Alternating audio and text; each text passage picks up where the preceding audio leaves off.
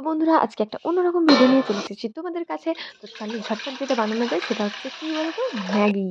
যারা রান্না করতে জানে না তারাও এটা করতে পারবে। তো আমি একটা নতুন পদ্ধতিতে আর কি এটা বানানো শেখাবো। তোমরা সবাই জানো, আমি জানি, তবুও আর কি দেখাবো। তো চলো, আমি সেদিনে ভাবছিলাম কি করব, চলো ম্যাগিই করা যাক। যেটা সহজে হয় আর কি, কিন্তু আমি এই সহজ কাজটাকে অনেক কঠিনভাবে করবো আজকে। তো দেখো, যেটা হচ্ছে জলে গুলে খেয়ে নিলেই হয়ে যায়, সেটাকে আমি অনেক ভাজাভুজি করে আর কি খাবো। তো যাই হোক, একটা কড়াই দেখতে পাচ্ছ, কড়াইটা একটু ভেঙে গেছে, কিছু মনে করো না। যাই হোক, কড়াইটার সঙ্গেই আমাদেরকে রান্নায় ফোকাস করতে হবে, তো রান্নায় ফোকাস করো। তো দেখো, এখানে আলুগুলো একটা কড়াইয়ে আগে ভেজে নিচ্ছি।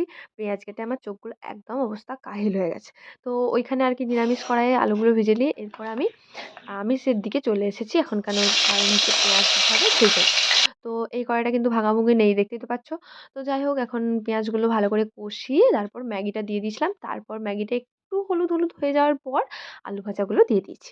তো তারপরে দিতে হবে ম্যাগি মসলা, যেটা না হলে ম্যাগি একদম অসম্পূর্ণ।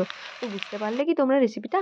তো যাই হোক, এটা দিয়ে দিলেই হয়ে যাবে দারুণ সুন্দর ম্যাগি। এই যা, কি হয়ে গেল, পড়ে গেল। তো দেখতে পাচ্ছ কত সুন্দর হয়েছে ম্যাগিটা। Bye bye.